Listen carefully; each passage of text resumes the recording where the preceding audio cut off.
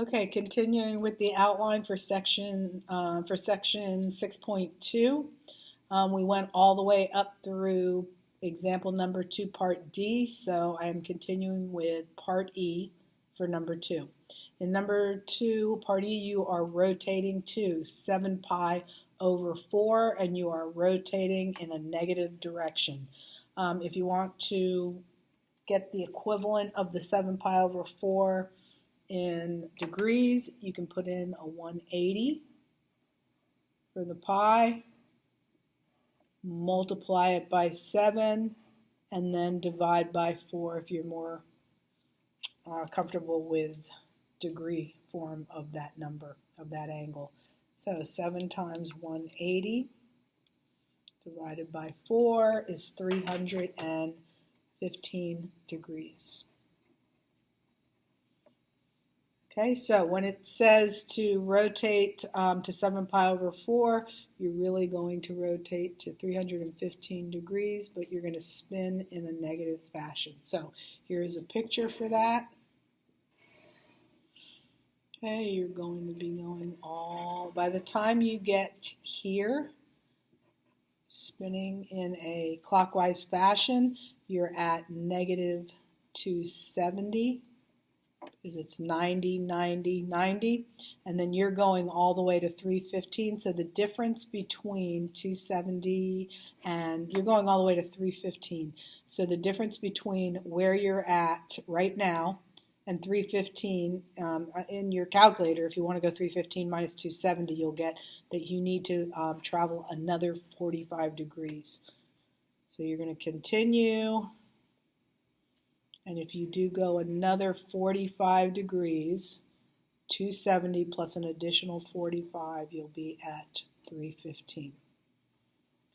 Okay, however, to get the numbers that are going to go on the right triangle, and here's your right triangle, you can just drop down to the x-axis.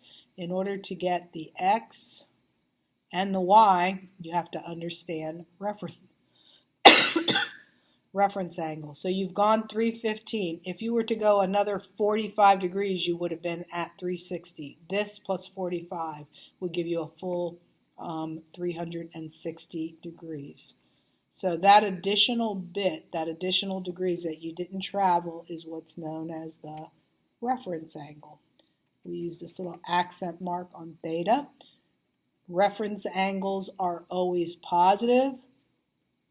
Radius is always positive. Those are the two things that are always positive in the work that you'll be doing. So this is a 45-degree reference angle. Therefore, the angle right up here is also 45. And all I did in order to get that 45 degrees is just figure out how many more degrees would it have been from 315. Even though we're in negative territory, even though we spun negatively, you can just disregard the negatives and ask yourself how many more degrees would it have taken to get from 315 to 360. And that would have been 45 degrees, which is what gave me that, which allowed me to figure out this angle. That puts us in a situation where we have two equal legs. Two equal angles means we have two equal legs. So this leg and this leg is equal. The hypotenuse is based off of these legs. You may arbitrarily assign any value you want to the legs. I'm going to use 1. So this will be 1, and so will this, because they're equal legs. Okay, in a 45, 45, 90 right triangle, the hypotenuse is square root of 2 times a leg. So square root of 2 times either one of these legs is square root of 2. There's your values. Now you can do all 6 of these. There's a definition for each one of these. I have paired them together so that you have the reciprocal pairs together. So the definition for sine is y over r. So the y value would be this leg right here, the leg that runs up and down, but the x value is the same. So it's 1 over square root of 2. Remember to rationalize any radicals that you may have in the denominator. So it's square root of 2 over square root of 2. That gives you square root of 2 on the top, regular 2 on the bottom. That's the answer to sine. Then to get cosecant, you're going to flip over the answer that you got here. But instead of flipping over the final answer, I would flip over what it looked like before you rationalized it. That way you won't have too much arithmetic to do. If you just flip this over, which is actually equivalent to this is just in the rationalized form, it'll be square root of 2 over 1. And then you won't need to rationalize because all you'll have is a 1 on the bottom.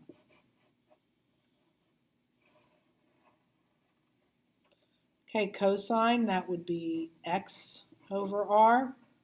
You're going to get the same answers. That's because the x and the y are both the same. So if sine was calculated by using y over r, you're going to get the same exact thing for x over r. So we'll use the same two answers that we got for sine and cosecant.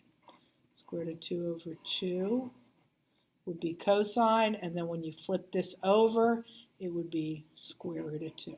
Okay, we're up to 4 answers. And then tan, definition for that is y over x. That's just going to be 1 over 1, which is 1. You can jump right into that answer in a case this simple. When you flip that over, you also get 1. Okay, that's all 6 answers. In class, I had already done, for example, 3 parts A and B. Here is part C. Again, in part C, you're in a situation as you were in part B where you don't actually have a key that has cosecant. I mean, some of you may have calculators that have this key on it, but for regular TI 83 or 84, I don't believe you have that key. I know I don't have it on my calculator. So in this case, you just need to know, just like you needed in part B, what is this the reciprocal of? Cosecant is the reciprocal of sine. Again, as I stated in part B, one way to write a reciprocal is 1 over whatever the function is that it is the reciprocal to. Cosecant's reciprocal is sine.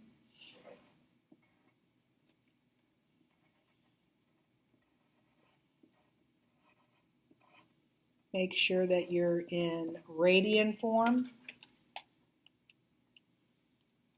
And you're just going to type it in just like this. 1 divided by sine of 6.8612. 6.8612. That'll give you 8.37. I think you're taking it out to 4 decimal places. 3707.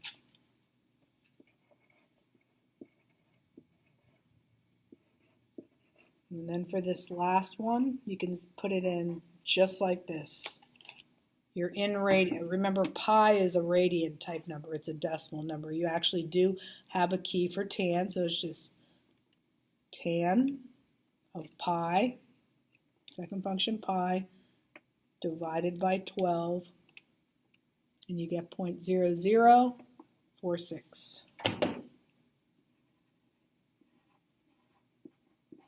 That completes all the way up through number 3, part D.